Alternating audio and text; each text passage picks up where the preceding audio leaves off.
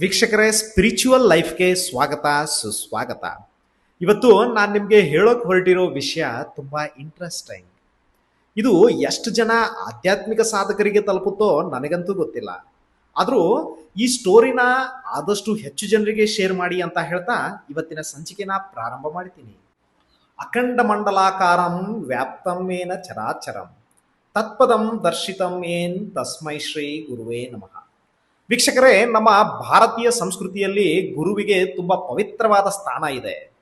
ಹೌದು ಸ್ನೇಹಿತರೆ, ಈ ನಮ್ಮ ಭಾರತೀಯ ಇತಿಹಾಸದಲ್ಲೇ ಅದೆಷ್ಟು ಋಷಿಮುನಿಗಳು ಇದ್ರು ಅಂದ್ರೆ ಅಂಗೀರ, ಅಗಸ್ತ್ಯರು, ಅಷ್ಟಾವಕ್ರ, ಆತ್ರೇಯ, ಋಷ್ಯಶೃಂಗರು, ಕಪಿಲ, ಕಶ್ಯಪ, ಕೃಪಾಚಾರ್ಯ, ಜಮದಗ್ನಿ, ಪರಶುರಾಮ, ವಾಲ್ಮೀಕಿ, ವಿಶ್ವಾಮಿತ್ರ, ವೇದವ್ಯಾಸ, ಶುಕ್ರಾಚಾರ್ಯರು. ಹೀಗೆ ಹೇಳ್ತಾ ಹೋದ್ರೆ ಒಂದು ದಿನ ಆದ್ರೂ ಸಾಲೋದಿಲ್ಲ.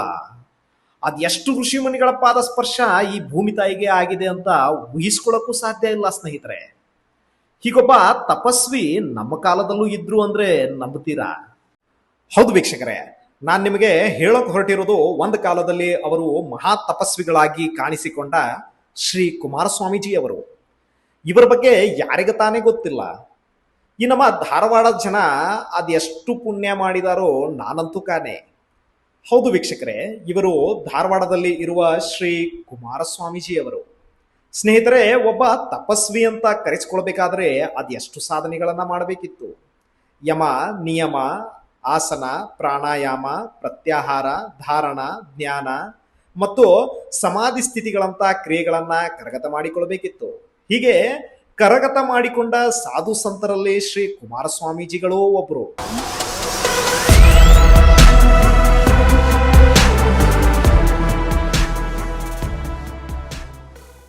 ವೀಕ್ಷಕರೇ, ಶ್ರೀಗಳು 1909ರಲ್ಲಿ ಬೆಳಗಾವಿ ಜಿಲ್ಲೆಯ ಹುಣಸಿಕಟ್ಟೆ ಗ್ರಾಮದ ಲಕ್ಷ್ಮಣಪ್ಪ ಮತ್ತು ಚಿನ್ನಮ್ಮ ದಂಪತಿಗಳಿಗೆ ಜನಿಸ್ತಾರೆ. ಹಾಗೆ ಇವರ ಮೂಲ ಹೆಸರು ಗುರುದೇವ. ಬಾಲ್ಯದಲ್ಲಿ ತಂದೆ ತಾಯಿಯನ್ನ ಕಳೆದುಕೊಂಡ ಇವರು ತಾಯಿ ನೀಲಮ್ಮನ ಹತ್ತಿರ ಬೆಳೆದು ದೊಡ್ಡವರಾಗ್ತಾರೆ. ಬಂಧುಗಳೇ, ಶ್ರೀ ಕುಮಾರಸ್ವಾಮೀಜಿಯವರು ಚಿಕ್ಕ ವಯಸ್ಸಿನಿಂದಲೇ ಆಧ್ಯಾತ್ಮಿಕ ಆಸಕ್ತಿಯನ್ನ ಹೊಂದಿರ್ತಾರೆ. ಹಾಗೆ ತಮ್ಮ ಸಾಧನೆಗಾಗಿ ನಮ್ಮ ಈ ಸೌದತ್ತಿ ಮಲಪ್ರಭಾ ನದಿಯ ನವಿಲ ತೀರ್ಥದಲ್ಲಿ ಕೆಲವು ವರ್ಷಗಳ ಕಾಲ ಶಿವಯೋಗವನ್ನು ಅಭ್ಯಾಸ ಮಾಡ್ತಾರೆ. ಹೀಗೆ ತಮ್ಮ ಸಾಧನೆಯಲ್ಲಿ ತೊಡಗಿದ್ದ ಶ್ರೀ ಕುಮಾರಸ್ವಾಮೀಜಿ ಅವರು 1933ರಲ್ಲಿ ದೀಕ್ಷೆಯನ್ನ ಪಡೆದುಕೊಳ್ತಾರೆ. ಇನ್ನು 1933ರಿಂದ 1995ರವರೆಗೆ ಇವರ ಸಾಮಾಜಿಕ ಸೇವೆ ಅಪಾರ. ತಮ್ಮ ಆಧ್ಯಾತ್ಮಿಕ ಮತ್ತು ಸಾಮಾಜಿಕ ಪಯಣದಲ್ಲಿ ಒಬ್ಬ ಮಹಾ ತಪಸ್ವಿಯಾಗಿ ಪರಿಚಯವಾಗ್ತಾ ಹೋಗ್ತಾರೆ.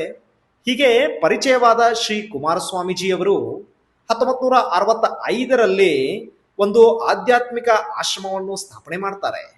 ಹಾಗೆ ಸ್ಥಾಪನೆಯಾದ ಆಶ್ರಮವೇ ಈಗಿನ ಧಾರವಾಡದಲ್ಲಿ ಇರುವ ತಪೋವನ. ಆತ್ಮೀಯ ಬಂಧುಗಳೇ, ತಪೋವನ ಅಂದ್ರೆ ನೀವು ನಿಮ್ಮ ನಿಮ್ಮ ಊರುಗಳಲ್ಲಿ ಹೆಜ್ಜೆ ಹೆಜ್ಜೆಗೂ ನೋಡ್ತಿರಲ್ಲ ಉದ್ಯಾನವನ. ಇಂಗ್ಲಿಷ್ನಲ್ಲಿ ಹೇಳೋದಾದ್ರೆ ಗಾರ್ಡನ್ ಅಂತ ಅನ್ಕೊಂಡ್ರ? ವೀಕ್ಷಕರೇ, ತಪೋವನ ಅಂದ್ರೆ ಆಧ್ಯಾತ್ಮಿಕ ಸಾಧಕರಿಗೆ ತಪಸ್ಸನ್ನು ಮಾಡುವ ಜಾಗ. ಈ ಹಿಂದೆ ನಮ್ಮ ಭಾರತೀಯ ಋಷಿಮುನಿಗಳು ತಮ್ಮ ಸಾಧನೆಗಾಗಿ ಕಾಡಿಗೆ ಹೋಗ್ತಿದ್ರು. ಹಾಗೆ ಅವರು ಅಲ್ಲೇ ಇರ್ತಿದ್ರು ಕೂಡ. ಈ ನಮ್ಮ ಭಾರತೀಯ ಯೋಗಿಗಳಿಗೆ, ತಪಸ್ವಿಗಳಿಗೆ ಪ್ರಕೃತಿ ಮಡಿಲಲ್ಲಿ ಇರೋದು ಅಂದ್ರೆ ಅದ್ ಎಷ್ಟಿಷ್ಟಾನೋ. ಹಾಗಾಗಿನೇ ಈ ನಮ್ಮ ಕುಮಾರಸ್ವಾಮೀಜಿ ಅವರು ತಪೋವನವನ್ನ ಸ್ಥಾಪಿಸಿದ್ರು ಅನ್ಸುತ್ತೆ.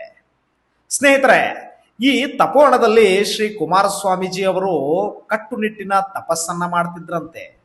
ಈ ಜಾಗದಲ್ಲಿ ಅವರು ತಪಸ್ಸು ಮಾಡಿದ ಒಂದು ಗುಹೆ ಕೂಡ ಇದೆ. ಬಂಧುಗಳೇ, ತಪೋವನದಲ್ಲಿ ಅದೆಂಥ ಶಕ್ತಿ ಇದೆ ಅಂದ್ರೆ ಒಮ್ಮೆ ತಪೋವನ ಒಳಗೆ ಹೋದ್ರೆ ನಾವು ಎಷ್ಟೋ ಯೋಚನೆಯಲ್ಲಿ ಇದ್ರೂ ಇದ್ದಕ್ಕಿದ್ದಂತೆ ನಮ್ಮ ಮನಸ್ಸು ಶಾಂತವಾಗಿ ಬಿಡುತ್ತದೆ.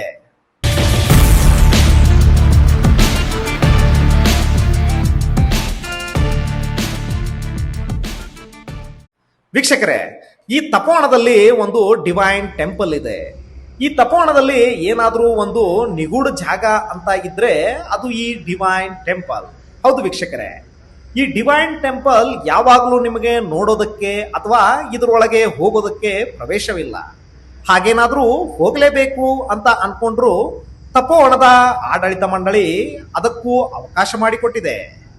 ಈ ದೇವಸ್ಥಾನದ ಬಾಗಿಲು ಪ್ರತಿ ತಿಂಗಳಿನ ಮೊದಲನೇ ಸೋಮವಾರದಂದು ತೆರೀತಾರೆ. ಹಾಗಂದ ಮಾತ್ರಕ್ಕೆ ಇದರೊಳಗೆ ಎಲ್ಲರೂ ಹೋಗೋಕೆ ಸಾಧ್ಯವಿಲ್ಲ. ಮೊದಲೇ ನಮ್ಮ ನಮ್ಮ ಹೆಸರನ್ನ ಆಡಳಿತ ಮಂಡಳಿಗೆ ತಿಳಿಸಿದ್ರೆ ಅವರು ನಿರ್ಧಾರ ಮಾಡಿ ನಮಗೆ ಹೇಳ್ತಾರೆ. ಅಷ್ಟಕ್ಕೂ ಏನಿದೆ ಈ ಡಿವೈನ್ ಟೆಂಪಲ್ ಅಲ್ಲಿ? ವೀಕ್ಷಕರೇ, ಈ ಡಿವೈನ್ ಟೆಂಪಲ್ ಒಳಗೆ ಸ್ವರ್ಣಾಕ್ಷರದಿಂದ ಬರೆದ ಸಂಸ್ಕೃತದ ಒಂದು ಮಂತ್ರ ಇದೆ ಅಂತೆ. ಈ ಮಂತ್ರವನ್ನ ಹೇಳ್ತಿದ್ದಂಗೆ ಹಿಮಾಲಯದಲ್ಲಿ ಇರುವ ಗಂಧಬಾಬಾ ಅವರು ತಮ್ಮ ಸೂಕ್ಷ್ಮ ಶರೀರದೊಂದಿಗೆ ಬಂದು ಆಶೀರ್ವಾದ ಮಾಡ್ತಾರಂತೆ. ಹಾಗೆ ಅವರು ಬಂದಾಗ ಯಾವುದೋ ಒಂದು ಪರಿಮಳ ಬೀರೋಕೆ ಶುರುವಾಗ್ತದಂತೆ. ಅಷ್ಟಕ್ಕೂ ಈ ಗಂಧಬಾಬಾ ಆದರೂ ಯಾರು? ಶ್ರೀ ಪರಮಹಂಸ ಯೋಗಾನಂದರು ಅವರು ಬರೆದ ಯೋಗಿಯ ಆತ್ಮಕತೆ, ಆಟೋಬಯೋಗ್ರಫಿ ಆಫ್ ಅ ಯೋಗಿ, ಈ ಬುಕ್ನಲ್ಲಿ ಉಲ್ಲೇಖ ಮಾಡಿದ್ದಾರೆ. ಸ್ನೇಹಿತರೆ, ಆ ಮಂತ್ರ ಹೇಳ್ತಿದ್ದಂಗೆ ಹಿಮಾಲಯದಲ್ಲಿ ಇರುವ ಗಂಧಬಾಬಾ ಯಾಕೆ ಬರ್ತಾರೆ? ಅಂಥದ್ದೇನಿದೆ ಆ ಮಂತ್ರದಲ್ಲಿ? ಮತ್ತೆ ಈ ಗಂಧಬಾಬಾ ಅವರಿಗೆ ಈ ಕುಮಾರಸ್ವಾಮೀಜಿ ಅವರಿಗೂ ಇರೋ ಸಂಬಂಧವಾದರೂ ಏನು? ಇದಷ್ಟು ಮಾಹಿತಿಯನ್ನ ನಾನು ಇನ್ನೊಂದು ಸಂಚಿಕೆಯಲ್ಲಿ ತಿಳಿಸ್ತೇನೆ. ಅಲ್ಲಿವರೆಗೂ ಇನ್ನಷ್ಟು ಹೆಚ್ಚಿನ ಇಂಟ್ರೆಸ್ಟಿಂಗ್ ಮಾಹಿತಿಗಾಗಿ ಕೆಳಗೆ ಇರುವ ಬೆಲ್ ಐಕಾನ್ನ ಪ್ರೆಸ್ ಮಾಡಿ, ಲೈಕ್ ಮಾಡಿ, ಶೇರ್ ಮಾಡಿ, ಸಬ್ಸ್ಕ್ರೈಬ್ ಮಾಡಿ ಅಂತ ಹೇಳ್ತಾ ಸರ್ವೇ ಜನ ಸುಖಿನೋ ಭವಂತು.